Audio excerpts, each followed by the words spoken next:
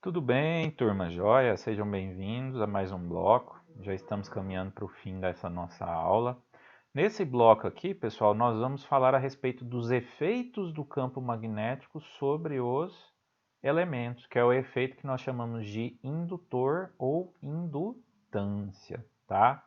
Então, sempre que eu tenho energia armazenada num campo magnético, eu tenho um efeito que eu chamo de indutância. E aí todo elemento que produz indutância é considerado indutor. Indutor de quê? Campo magnético. O que quer dizer ser indutor? É você induzir energia, você transmitir energia. De que forma? Sem fio.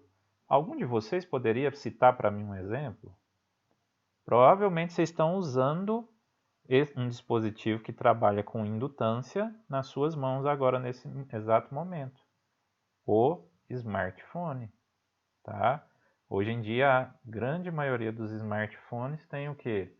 Tem o poder, a propriedade de se carregar eletromagneticamente, sem o que? Sem precisar enfiar ali, né, o carregador naquela entrada do celular. Ele carrega por indução. Então, como que funciona isso? Você tem uma fonte que tem um enrolamento que produz um fluxo magnético. Esse fluxo magnético vai percorrer uma pequena bobina no interior do seu celular, tá? E aí, ao percorrer, ele vai induzir tensão e corrente que vai carregar a bateria do seu celular, ok? Muitos carros hoje em dia já têm esses dispositivos, muitos celulares já vêm com esse dispositivo, então isso aí já é bastante utilizado. Mas vamos lá, retornando à aula.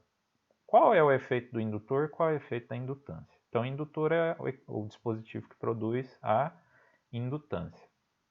A indutância, pessoal, L de um indutor, ela é dada pelo número de espiras vezes o fluxo magnético produzido por esse indutor, dividido pela corrente. É que eu chamo a atenção de vocês, para vocês tomarem muito cuidado, para não confundir o L de indutância com aquele L que a gente costuma usar para comprimento, tá? Por isso que até lá no exemplo anterior, ao invés de usar o L, eu tinha usado o H, tá? Para vocês não confundirem. Então, esse L aqui não é comprimento, é indutância, tá? Então, N é o número de espiras, fluxo magnético dessas N espiras e a corrente. A indutância, pessoal, ela foi descoberta por Henry, tá? Então, por esse motivo, a unidade de indutância é Henry. A unidade no SI vai ser Tesla vezes metro ao quadrado por área. Metro ao quadrado, a seção da espira, e área não, perdão, né? Tesla vezes metro ao quadrado por ampere, né? Então, a área, a seção da espira, ampere, a corrente que percorre a nossa espira. Ok, vamos lá então, pessoal. Como que seria a indutância produzida então por um solenoide? Ora, o que é um solenoide? Um solenoide vai ser o quê? N vezes o fluxo magnético B produzido por uma espira, certo? Então vai ser N vezes L, que é a região mais próxima do centro do solenoide, e o fluxo é o B vezes o A, tá? Ao fazer essa dedução aqui, eu sei que N é o número de espiras por unidade de comprimento do solenoide, e o módulo B, no caso, é o módulo do campo magnético no interior do solenoide, então eu chego nessa conclusão, que o meu B vai ser μ0I vezes N, e substituo aqui nessa fórmula. Aí eu vou ter essa equação minha aqui final, L é igual a N φB sobre I, substituindo o N é o N, né, que é uma parte da espira, vezes o comprimento do meu solenoide. O B vai ser o próprio μ0 e N, e o A vai ser a seção da minha espira, que aqui está. Então fica N L, μ0 e N A. Ou eu chego à conclusão que vai ser μ0, N ao quadrado, L vezes A. Perceba que a corrente se cortou. Por que essa equação, Pessoal, olha que maravilha. A equação inicial da indutância era qual? Nφ sobre I. É muito difícil eu conhecer qual é a corrente que está sendo percorrida ali na minha espira, tá? É muito difícil eu conhecer qual que é o fluxo magnético que está sendo percorrido na minha espira. Então são informações difíceis de se conseguir, você precisa de um equipamento específico para fazer essa medição. Ao passo que, a partir dessa dedução, eu chego aqui à conclusão que a indutância da minha bobina, do meu solenoide, pode ser função apenas de quem? Dos parâmetros geométricos do meu solenoide. Quais parâmetros são esses? O meio, é o meio ar, é o meio vácuo. O número de espiras ao quadrado, isso é fácil. Quem enrola, quem faz o enrolamento do motor, do transformador, ele vai contando ali quantas espiras ele está enrolando. O comprimento, que pode ser o comprimento de todo o solenoide ou só de uma parte dele, e a seção da espira. Basta você conhecer o raio ou o diâmetro daquela espira. Geralmente as espiras são circulares, então vai ser πr ao quadrado, né? Pronto, pessoal. Tá feito o cálculo a partir destas características, ok? O μ0 aqui, naturalmente, a maioria das vezes a gente considera sendo o vácuo. Mas você pode ter uma condição diferente. Você pode estar num meio óleo, num outro tipo de meio, aí esse μ0 vai variar. Aí você precisa fazer essa adequação. Bom, pessoal, os indutores, conforme eu tinha falado para vocês, eles vão produzir dois tipos de efeitos. Um efeito que a gente chama de autoindução e um efeito que nós chamamos de indução mútua. O que é uma autoindução? É aquele desenho clássico do indutor que eu mostrei para vocês. É o indutor produzindo um campo magnético, esse campo magnético, a linha de fluxo dele, sai dele, pela parte de cima do indutor, e aí ela se fecha pelo espaço até chegar na parte de baixo do indutor. Isso é autoindução.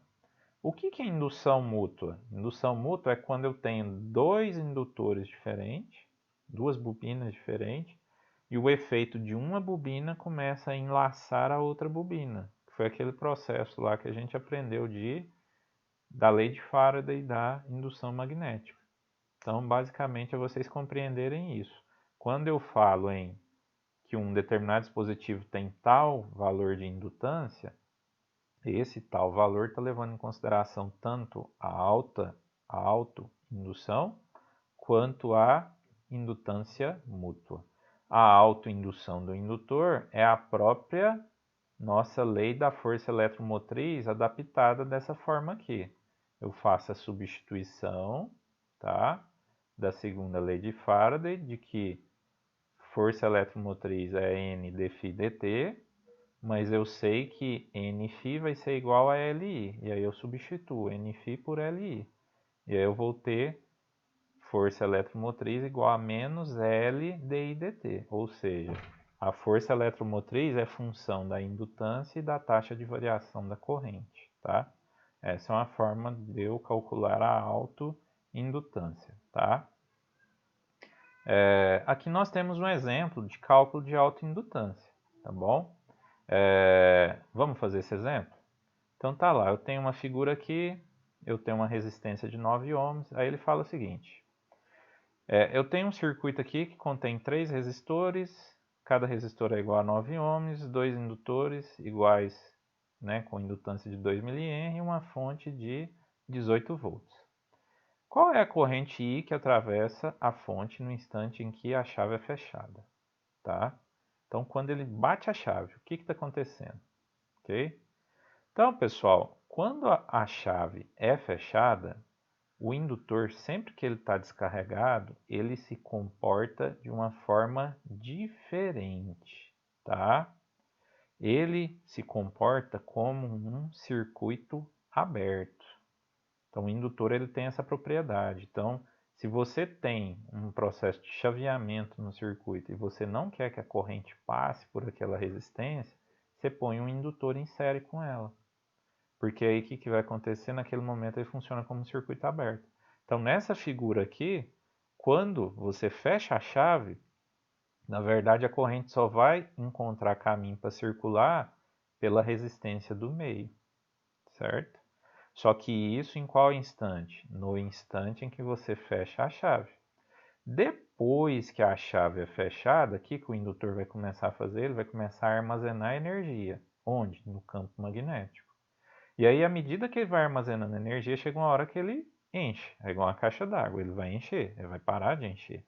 Quando o indutor está cheio, ele está com toda a energia armazenada no campo magnético, ele se comporta como um curto-circuito. Então é como se ele virasse um condutor. Então ele vai para esse estágio aqui da figura C, tá vendo? E aí o nosso circuito muda de configuração. Então se antes o circuito era só a fonte com uma resistência, agora vai ser uma fonte com 3 resistências em paralelo. E aí eu preciso calcular o R equivalente desse paralelo das 3 resistências.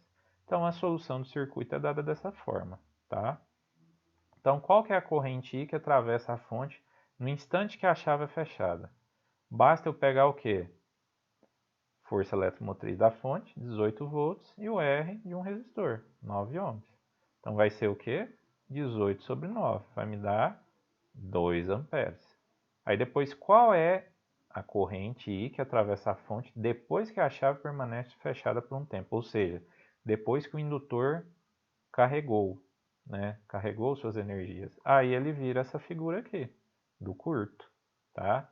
Então basta eu calcular o R equivalente. Então é 9 ohms, 9 ohms, 9 ohms. Vou fazer o paralelo, né? O R equivalente paralelo.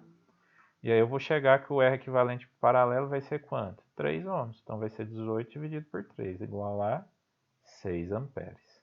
Ok? Pessoal, obrigado pela participação de vocês. Aguardo vocês para mais um bloco. Até lá.